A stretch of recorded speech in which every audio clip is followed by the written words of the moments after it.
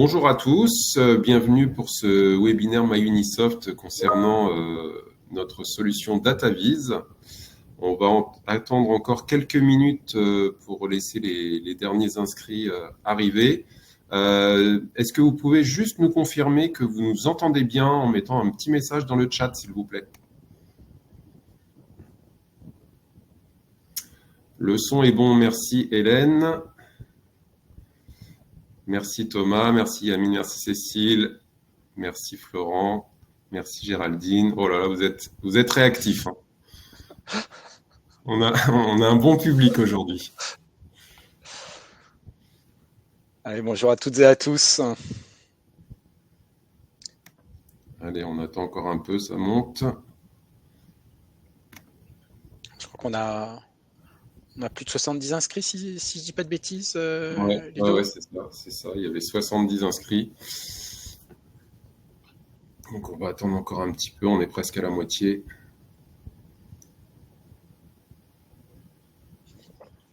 Et puis il est tout juste midi, donc ça va. Et avoir 70 inscrits sur un sujet data 23 avril, ça veut dire que ça commence à causer, c'est assez agréable. Ouais. Et ça me fait plaisir.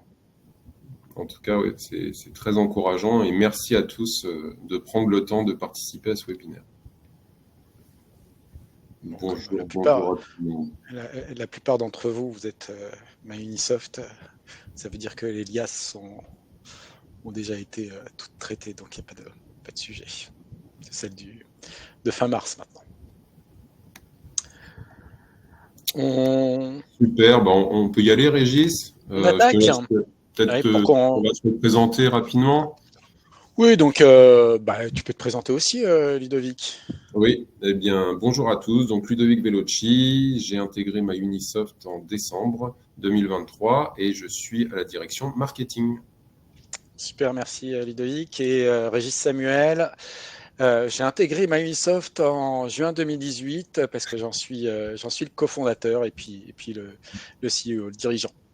Et on va se concentrer donc sur la nouvelle offre liée à la data visualisation et donc tout ce qu'on peut apporter, tout ce qu'on peut vous apporter en solution décisionnelle autour de la partie data. Alors, notre objectif, c'est vraiment de vous aider à piloter efficacement votre cabinet grâce à la data. On va le voir. Hein, ce qu'on a fait, donc on a embarqué toute la data de votre cabinet si vous le souhaitez hein, sur un lac de données.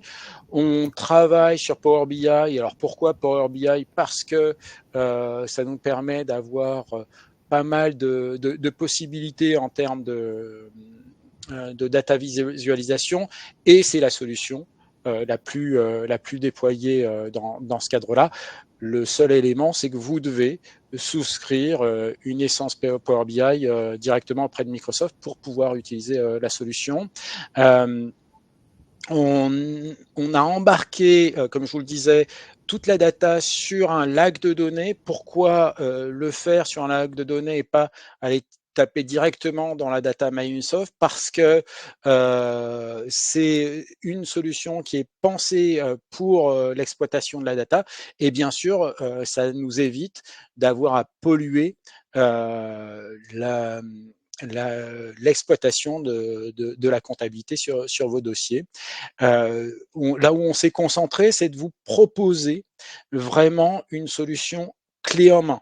Alors bien sûr, si vous le souhaitez, grâce à ce lac de données, vous pourrez aller plus loin, mais en amont, c'est de vous proposer une solution clé en main qui va vous permettre de piloter votre portefeuille client, la performance de votre production et également de plus en plus à avoir des usages pour vos clients.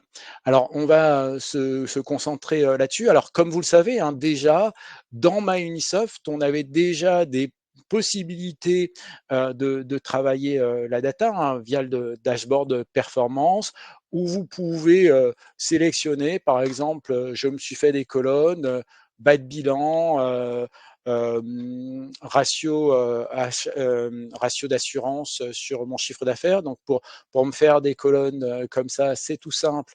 Je peux les paramétrer dessus et je peux y accéder. Donc là, si je veux me faire le chiffre d'affaires, ben, je dis que ça va chercher les numéros de compte 7 et ça va me permettre de les récupérer.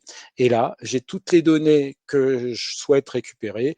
Je peux me faire une sélection. Je vois toutes les données sur le compte dans de la restauration. Et là, je vais avoir tous mes clients dans la restauration qui vont sortir. Donc ça, c'était dans le cœur de Microsoft.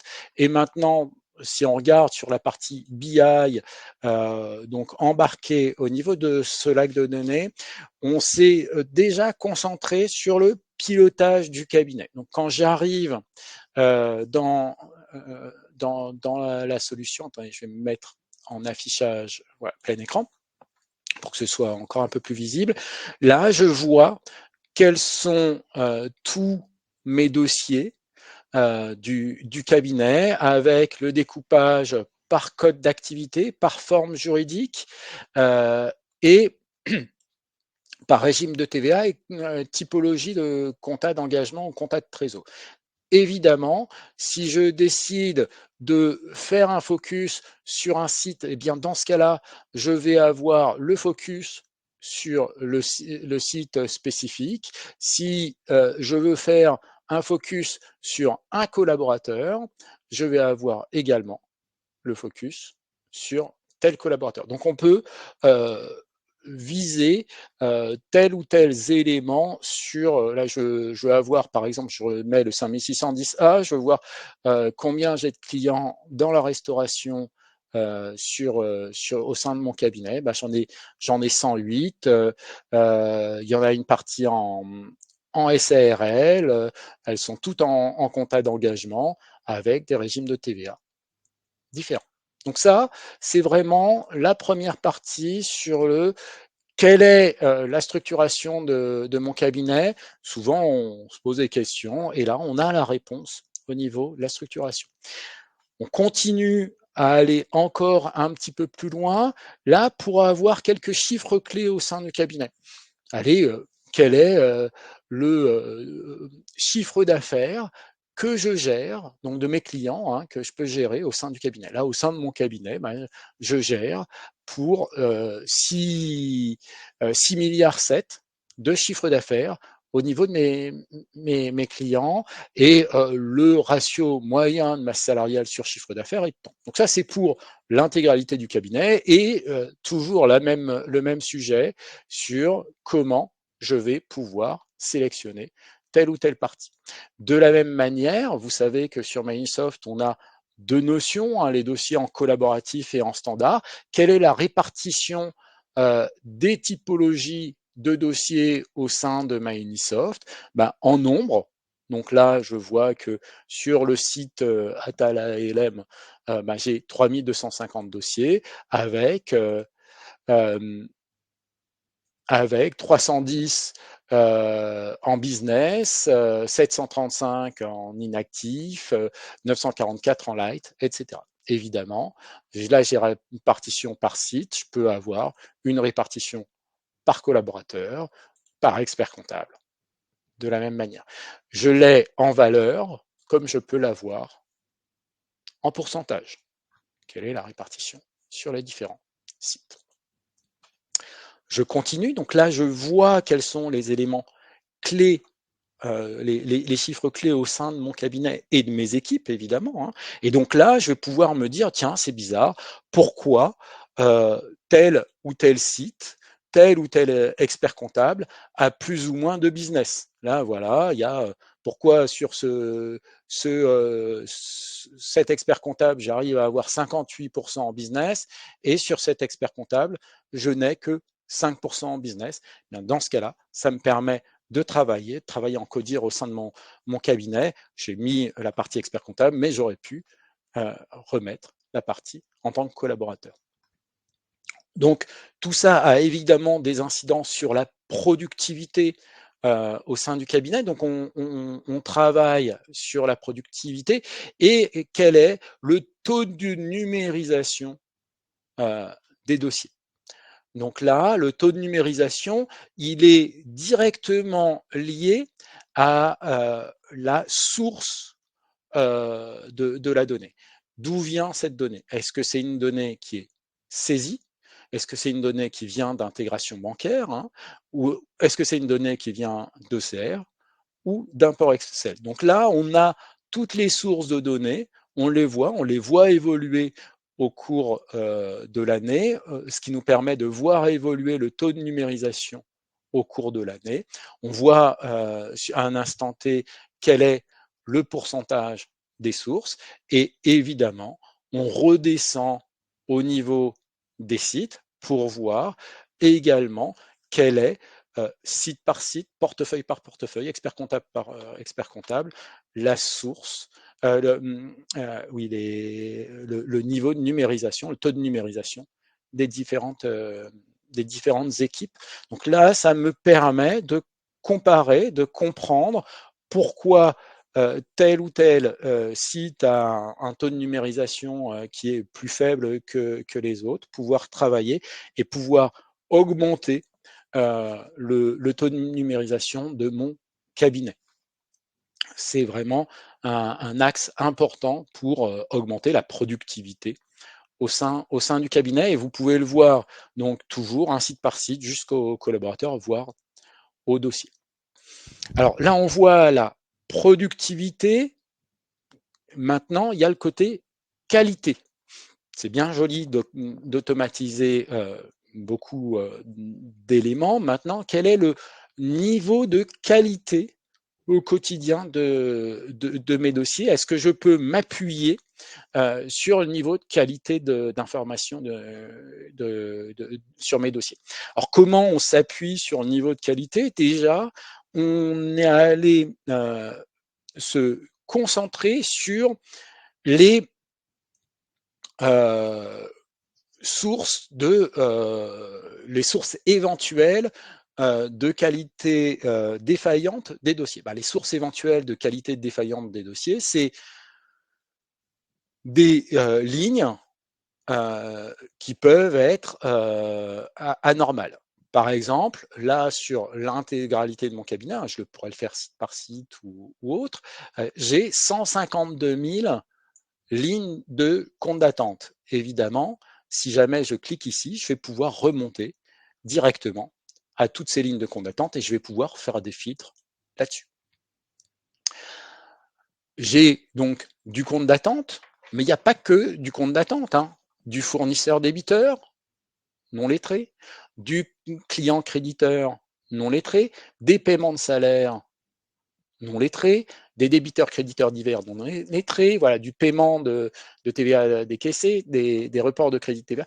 Donc tous ces éléments-là qui me permettent d'avoir une vision qualitative de mes dossiers, que ce soit au sein du cabinet ou bien site par site, collaborateur par collaborateur. Donc ça, c'est un premier niveau de qualité au sein des dossiers.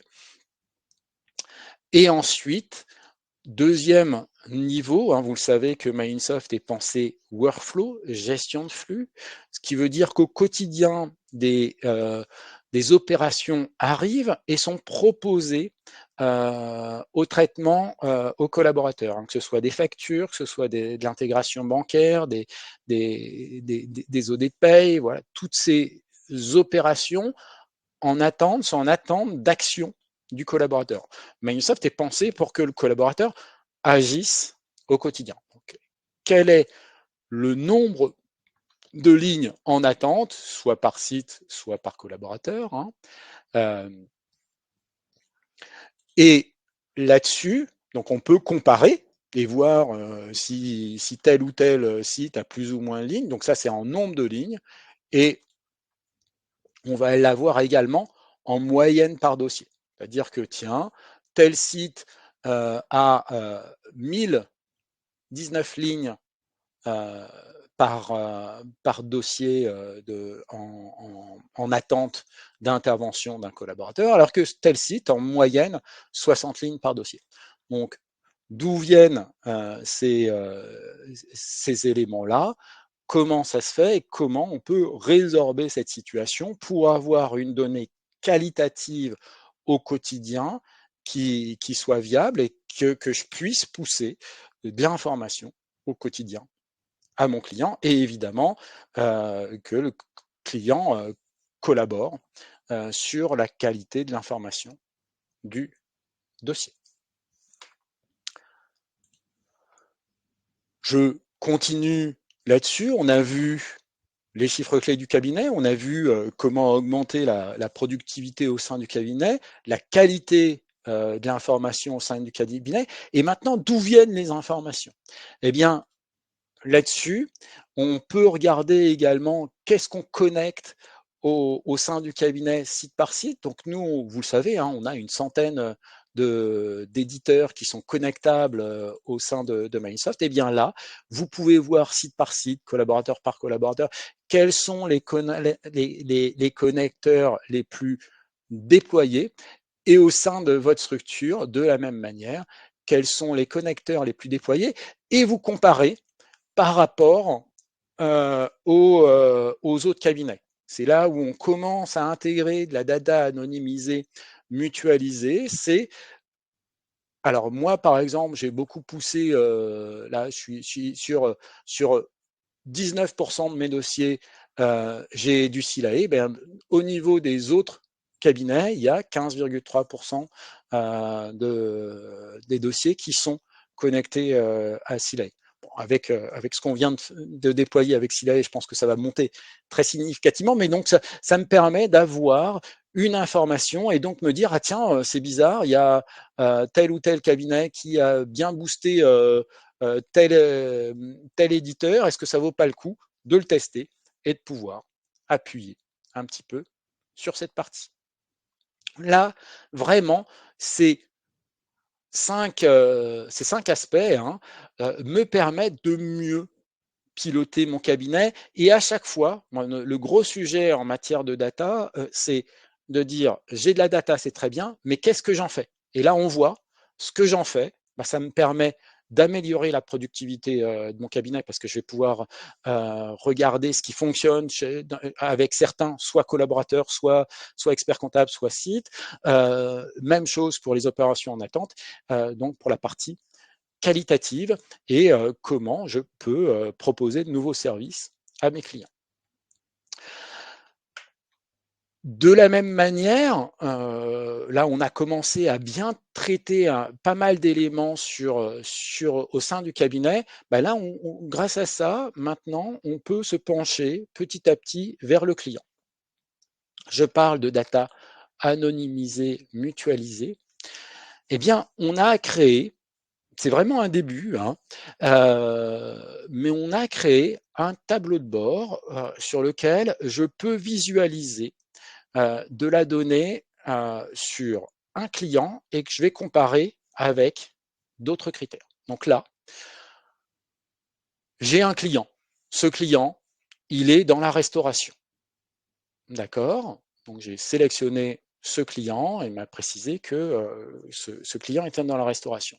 Je me suis dit, je veux le comparer avec tous mes clients dans la restauration. Eh bien, j'en ai 98. Eh bien, il m'a fait ressortir tous mes clients dans la restauration. Donc ça, c'est mon critère 1, j'ai choisi un client et je le compare avec tous mes clients. Donc ça, c'est la première étape. Mais je vais aller encore plus loin. Pour que l'information soit pertinente, eh bien, il faut qu'elle soit plus importante. Eh bien, là, je vais le partager, le comparer avec tous les autres clients de mes confrères qui ont décidé de participer à cette logique communautaire. Hein. Vous savez, Microsoft, c'est bien ça. Hein, c'est se dire, on y va ensemble pour aller plus loin dans les usages de la profession. Eh bien, c'est bien ça. L'offre data, c'est de se dire, les cabinets souhaitent avoir une vision de data anonymisée, mutualisée. Dans ce cadre-là, ils partagent cette data pour eux, avoir en retour plus d'informations. Et bien, grâce à ça, je sélectionne de la même manière mes clients dans la restauration et j'ai des retours d'informations par rapport à ça. Alors, vous allez me dire, oui, mais je ne peux pas comparer mon client pour lequel je vois, donc on est ici, que j'ai un chiffre d'affaires en moyenne de 137, 200 000 euros, je ne peux pas le comparer avec des entreprises qui sont plutôt aux alentours de 500 ou 600 000 euros. Donc là, je peux sélectionner, donc là, je vais me dire, ben, va plutôt me chercher les dossiers qui ont du dans le chiffre d'affaires est compris entre 100 000 et, disons, 300 000 euros. Voilà. Et donc là, alors je l'ai fait sur les sélections jaunes, hein, donc le critère 3. Là, je peux voir que dans ce cadre-là, j'ai des entreprises qui sont avec des informations assez similaires à ce que j'ai moi sur mon dossier. Et grâce à ça, je peux comparer, par exemple, le ratio masse salariale sur chiffre d'affaires. Je vois que dans ce cadre-là, moi, je suis toujours aux alentours de 40%. On va laisser de côté l'année 2024 qui peut être aberrante. Et je suis donc à un ratio un petit peu supérieur aux autres dossiers. Pour valider cette information, je vais exclure les sources d'informations qui peuvent être d'un niveau qualité moins important. C'est pour ça que vraiment, quand on parle de data, de data importante, il faut travailler sur la qualité de la data. C'est pour ça qu'on s'est dit, on va travailler sur le ratio masse salariale sur chiffre d'affaires, par exemple, qui peut être un bon ratio. Et là, je ne vais prendre que les dossiers pour lequel le ratio de masse salariale sur chiffre d'affaires est compris entre 20% et entre 0,2 et 0,5 ou ouais, entre 0,2 et 0,5. Donc là, je vais mettre les dossiers qui sont compris entre 0,2 et 0,5 et ça me permet d'avoir une information. Donc là, j'ai exclu environ une trentaine de dossiers et une information qui est quand même plus fiable et viable par rapport à tout ça. Comme vous le savez, hein, on a également, alors attendez, je vais me remettre ici, voilà, on a également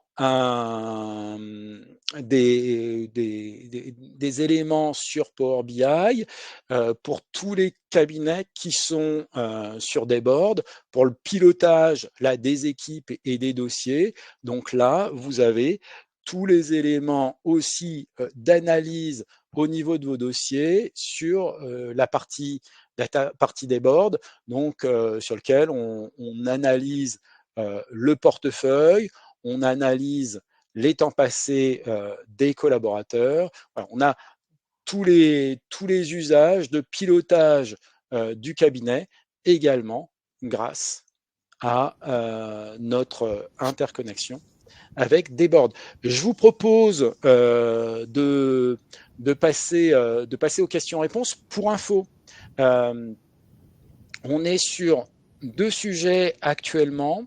Le premier sujet, c'est qu'à partir de tout ça, on va travailler sur du prédictif. Et donc, je vous invite à ce qu'on se retrouve lors du Tour de France parce que nos usages en matière de prédictif pourront commencer à être visibles lors du Tour de France. Et puis, on travaille également sur des sujets d'open data. Là, typiquement, on a récupéré en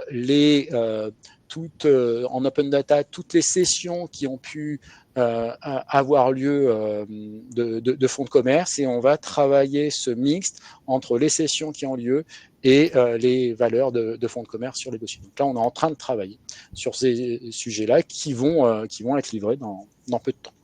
Ludo, est-ce que tu peux me dire un petit peu les principales Ouais. questions qui ont pu être posées par chat et je vous invite à poser en direct un maximum de questions. Je ne sais pas si on peut ouvrir les micros, Ah non, Ludovic, on peut pas. ou pas.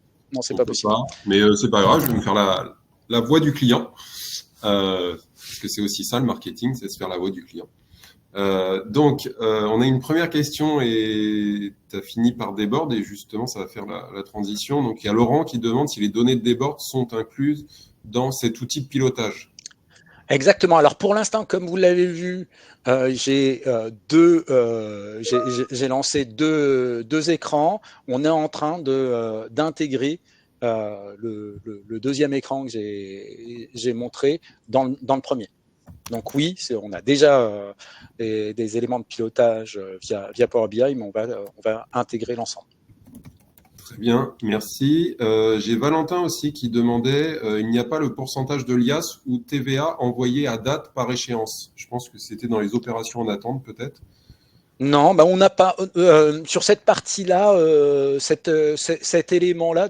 Franchement, hein, c'est une V0, hein, cet élément-là. Donc, s'il y a des usages complémentaires à faire ressortir, ils sont très pertinents. Donc, on est toujours ouvert à les faire ressortir. Je trouve que ce serait très pertinent d'avoir cette partie-là, Valentin.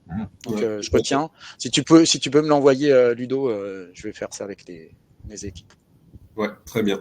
Merci. J'ai Vincent qui disait que donc la partie comparative était très intéressante, mais quid des petits cabinets qui n'ont pas beaucoup de data? Serait-il envisageable un jour d'avoir un accès anonymisé, bien sûr, à l'ensemble des clients finaux MyUnisoft? C'est exactement le sujet. C'est déjà le cas. Ici, ce critère 3, alors j'ai peut-être pas été clair, hein, ce critère 3, ça vient chercher sur l'intégralité des cabinets qui participent au projet data. Donc, que ce soit un cabinet important ou pas important, il participe au projet data, donc il a le droit à ce critère 3. Très bien. La différence entre un cabinet important ou moins important, c'est qu'un cabinet important, lui, aura les moyens de se payer un data scientist et donc va avoir accès au lac de données, alors qu'un cabinet moins important lui donne les moyens de l'exploiter grâce à ces éléments clés en main. Oui, c'est du clé en main. Ça, c'est important de le dire parce que il y a juste à avoir une licence Power BI, comme tu disais, qui doit coûter à peu près 9 euros par mois par utilisateur. Donc, c'est Voilà. pas grand-chose. Et ensuite, la connexion se fait automatiquement par les équipes MyUnisoft et le client a juste finalement à jouer avec les filtres pour faire apparaître les informations pertinentes. On a Géraldine qui est déjà utilisatrice en fait de la solution DataVis. Qui nous dit qu'elle n'a pas accès au tri sur le CA et la masse, comme toi. Je pense que c'est en bas de l'écran. C'est normal, Géraldine. Ça sort en prod. Non, on l'a reporté. On l'a reporté d'une semaine parce qu'il y avait des sujets sur notre recette et donc je pense que ça sortira en prod lundi prochain. Géraldine. Très bien. Donc, un petit peu de patience. Parce que très clairement, tu n'as pas non plus le critère 3 pour l'instant, Géraldine, si je ne dis pas de bêtises. Le critère 3 arrive justement avec cette livraison. Très bien. On a Rémi qui nous demande la différence par rapport à Jeux DataVis, donc DECMA, et Wavy. Allez. Sur Wavy, on n'est pas du tout sur la même logique d'une data anonymisée mutualisée. Hein. Là, on est sur essayer de récupérer peut-être un petit peu d'open data. Là, on est sur de la data qui est au quotidien, qui est mise à jour au quotidien et pour laquelle on a des retours d'informations. C'est un point important. Même chose sur le projet Jeux DataVis. Il s'appuie sur du FEC, donc c'est de la data qui sera automatiquement pas ultra fraîche. Le gros sujet du projet data de MyUnisoft, c'est avoir accès à de la data ultra fraîche. Donc, notre élément majeur par rapport à tout ça, c'est de travailler la qualité de cette data. C'est pour ça que, comme vous l'avez vu tout à l'heure, je commence à travailler ces sujets de data. Donc nous, on exclut déjà un certain nombre d'éléments anormaux, mais également on vous permet d'affiner la qualité de la data par les filtres que l'on fait. Donc, la différence majeure, c'est déjà par rapport à un Webby, c'est d'aller sur cette data anonymisée mutualisée, qui est l'élément très important. Et par rapport à un jeu DataVis, c'est vraiment d'être sur de la data ultra fraîche, disponible au quotidien. Très bien, merci Régis. On a 2 questions qui se rapprochent. Yamine qui nous demande comment avoir accès à ce DataVis, et on a Cécile aussi qui nous dit quel est le coût de cette solution et la date de mise en service.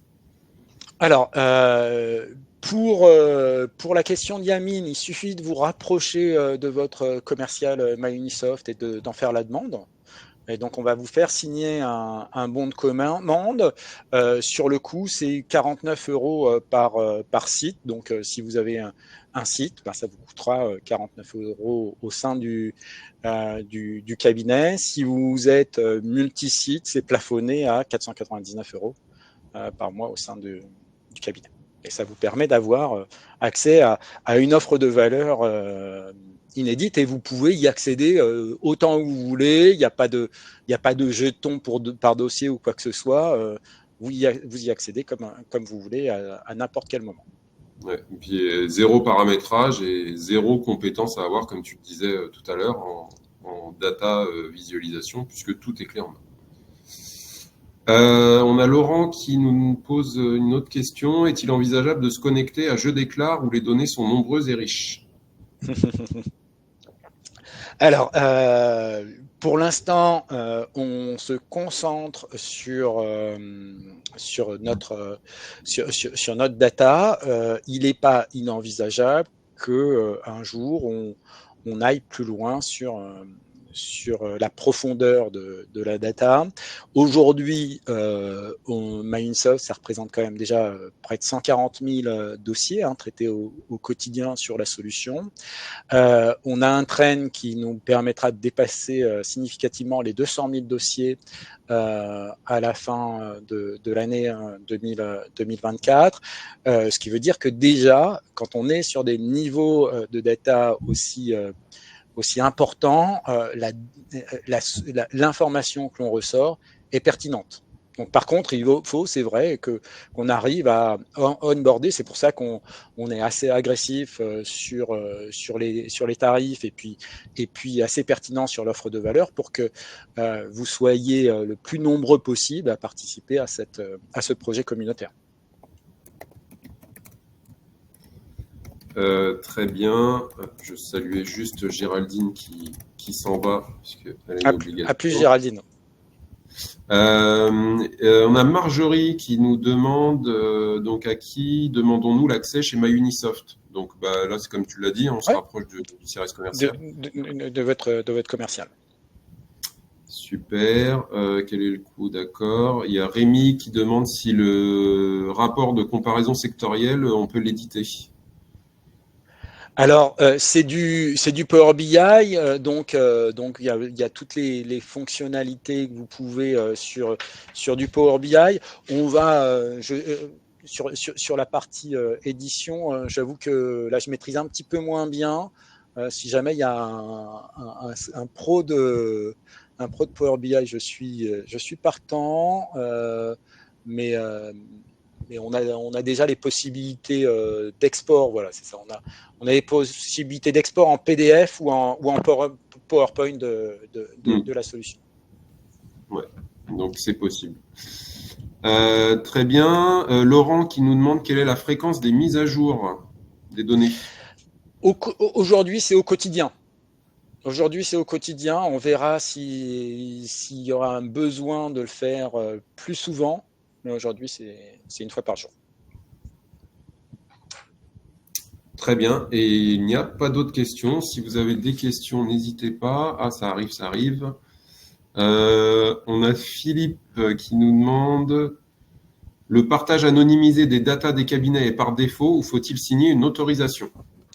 En fait, quand vous signez le bon de commande, c'est spécifié dans le bon de commande. Vraiment, ce projet data, c'est un projet communautaire et donc vous acceptez de partager votre data en arrivant sur le projet. Très bien. Pour info, vous devez communiquer auprès de vos clients, notamment sur. Alors nous on le fait dans Microsoft, mais dans votre lettre de mission, par exemple, que les datas de leur dossier seront utilisés dans le cadre d'un projet de data anonymisé mutualisé.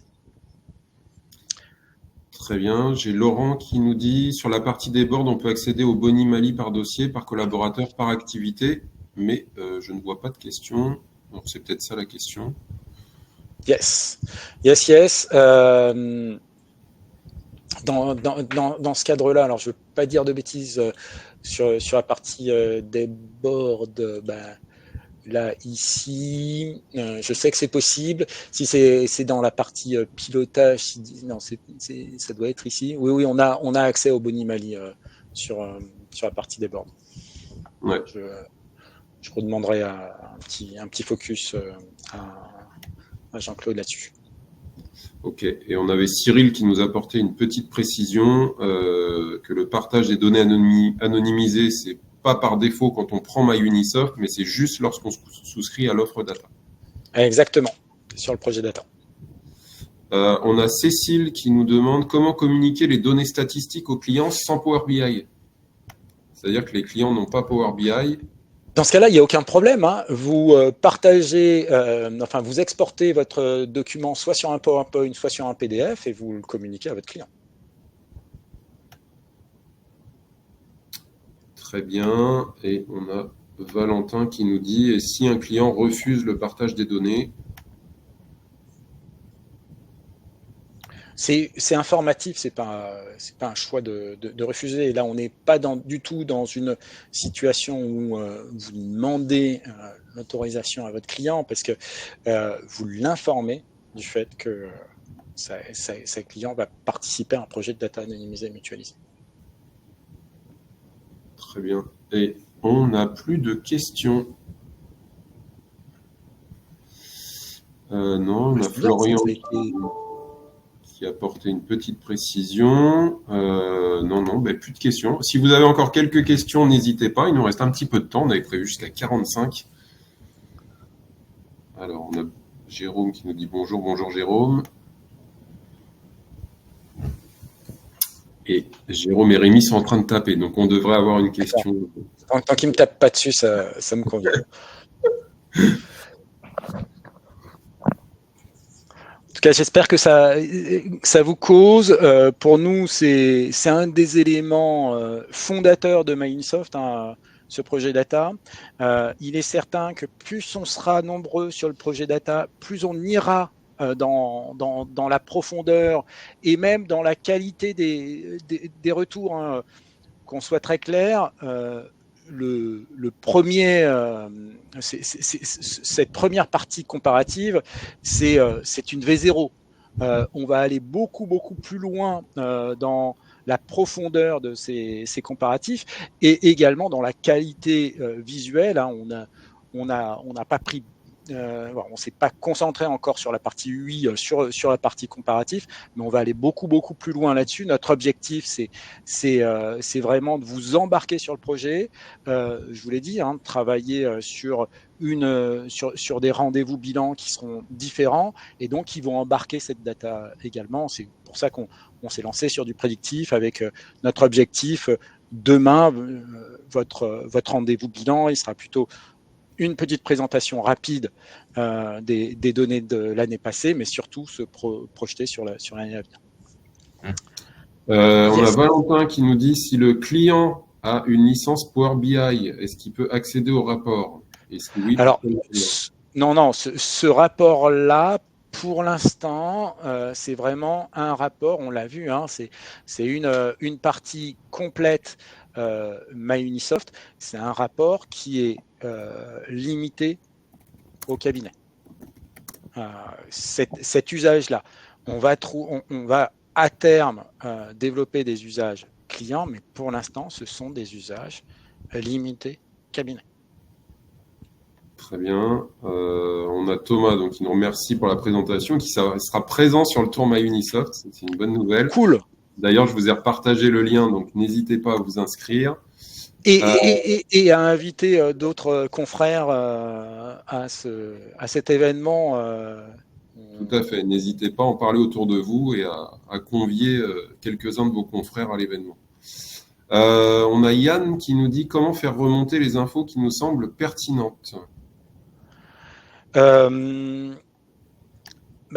Écoute, Ludo, si tu peux mettre mon mail et vous passer en direct par moi. Ok. M'envoyer un mail. Je vais le mettre dans la conversation. Alors. Et juste une autre question avant. Donc c'est Rémi, programmation de ratios particuliers, de suivi, répondre aux attentes des clients. En fait, ce que je peux faire avec Waybe, mais qui me coûte. Donc, est-ce qu'on peut programmer des ratios particuliers, des suivis? Alors, pour l'instant, non. Ça vaudrait le coup de faire. Je connais pas assez bien Waybe, Rémi. Voir ce qu'il en est, mais avec voilà. On aura vraiment là pour l'instant, c'est une solution qui sera clé en main. Donc on utilise Power BI, donc on pourra vous présenter ces ratios. Ensuite, dans les usages que je crois comprendre, c'est peut-être plutôt des usages plus MyUnisoft que de BI. Donc, mais je serais ravi d'avoir en copie les petits usages ou une explication plus précise de ce que vous en faites pour voir où on pourrait les positionner, si c'est dans MyUnisoft ou si c'est dans notre projet BI. Voilà, et je viens de partager ton mail.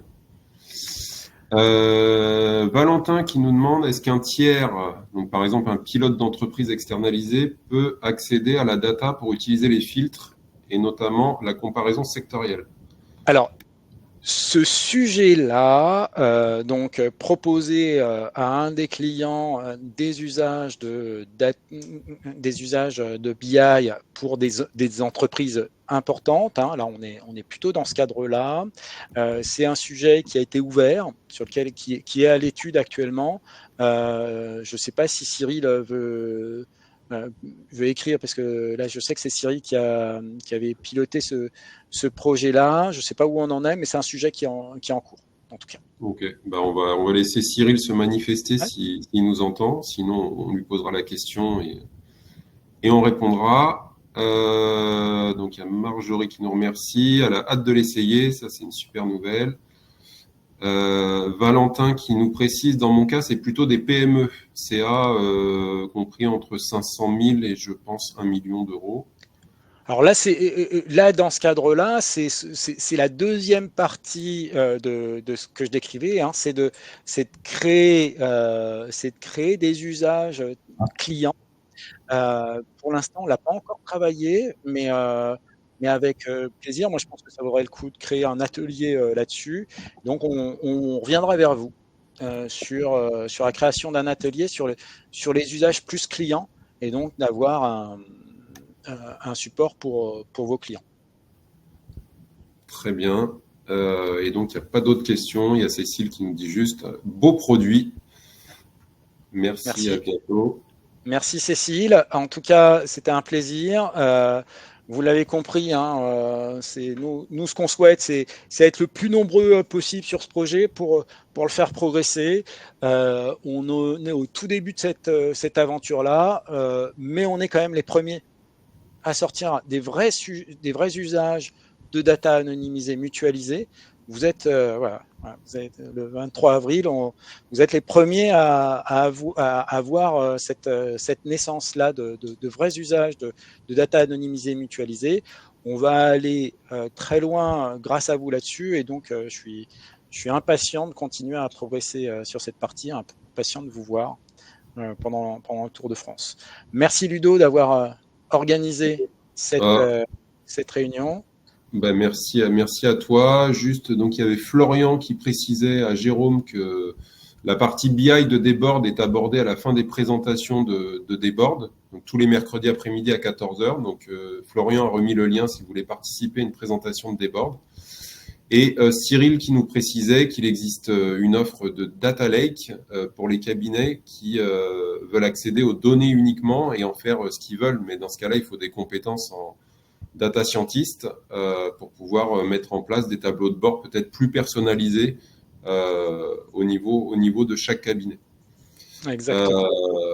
Ok, super. Eh bien, il n'y a plus de questions. Donc, merci à tous. Il est 44, on a tenu le timing.